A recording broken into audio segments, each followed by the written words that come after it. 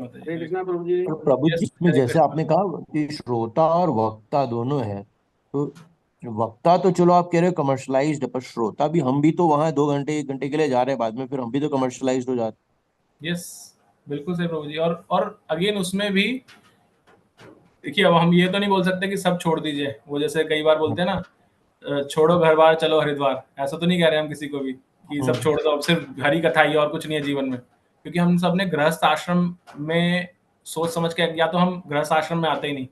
अब अगर गृहस्थ आश्रम में हम्म। आ गए हैं तो हमें गृहस्थ आश्रम की जो ड्यूटीज है वो भी पूरी करनी है। लेकिन फिर भी श्रोता के लिए यहाँ पर डेफिनेशन जो बताई गई है वो ये है, दो चीजें उसमें। एक, जब आप उधर हैं तो आप उसमें ही हैं।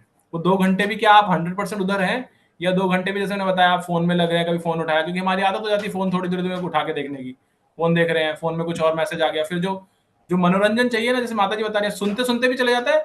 फोन निकालेंगे तो पक्का जाएगा ही जाएगा उधर, क्योंकि वो मन ही बोल करेक्ट। रहा है निकाल के उठा के देखने के लिए। और फिर वो कभी फेसबुक खुल जाएगा, कभी आपका कोई ऑफिस का कुछ मेल दिख गई, तो फिर वो फूड फॉर थॉट मिल गया माइंड को, और वो उसमें ही घूमता रहेगा।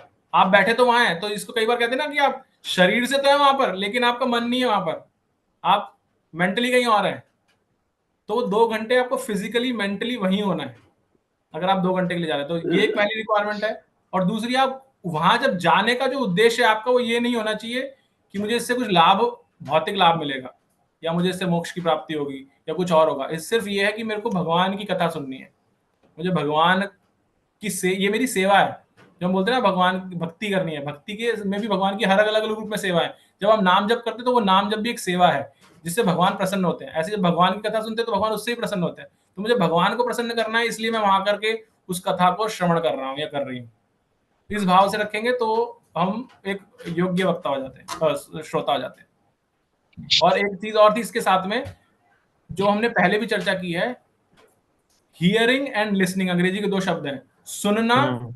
और श्रवण करना में फर्क है। सुनना होता है कि चल रहा है और इधर से आ रहा है और इधर जा रहा है। श्रवण करना मतलब होता है अटेंटिव हियरिंग। अटेंटिव हियरिंग का मतलब है, जो बेस्ट तरीका है, आपके पास में नोटबुक पेंसिल होनी चाहिए। आप जो सुन रहे हैं उनके नोट्स बनाएं। कई बार मैंने देखा है कई माता जी को यहाँ क्लास में भी बनाते थे पहले, तो लिखते हैं वो। प्रभु जी भी लिख रहे हैं, जैसे अभी दिखा रहे हैं कालीचरण प्रभु जी, तो लिखते हैं जो चीज मुझे नई चीज पता चली आज मैं लिख रहा हूँ उसको, और बाद में मैं उसको देखूंगा भी, ताकि वो श्रवण जो मैंने किया है वो मेरे साथ रहे। और फिर श्रवण का ही, जैसे सांस हम लेते हैं, सांस में दो चीजें बोली जाती हैं, एक होता है लेना, इनहेलेशन, और एक होता है एक्सहेलेशन। खाली इनहेलेशन से काम नहीं चलता, आप जी नहीं सकते, और खाली एक्सहेलेशन से भी काम नहीं चलता। इसलिए श्रवण के साथ में कीर्तन आवश्यक है, दोनों आपस में चलते हैं साथ में। अर्थात आप जो सुन रहे हैं, उनके आपने नोट्स बनाए, उसका स्मरण करेंगे आप जाने के बाद, और फिर आप कीर्तन कीजिए। आप एटलीस्ट कोई एक व्यक्ति ढूंढिए जिसको आप बताएं जो आपने आज सीखा, तो इससे आप कीर्तन कर रहे हैं उसका। भगवान इन दोनों प्रक्रियाओं के होने पर प्रसन्न होते हैं। भगवत गीता में भगवान ने बताया, जो मेरी कथाओं को किसी और को बताता है, मैं वो मेरा बहुत प्रिय भक्त है। तो भगवान को प्रसन्न करने का तरीका है ये। तो ये श्रोताओं के कुछ गुण हैं जो होने चाहिए हम सबके अंदर। ठीक है प्रभु जी। थैंक यू प्रभु जी, हरे कृष्ण।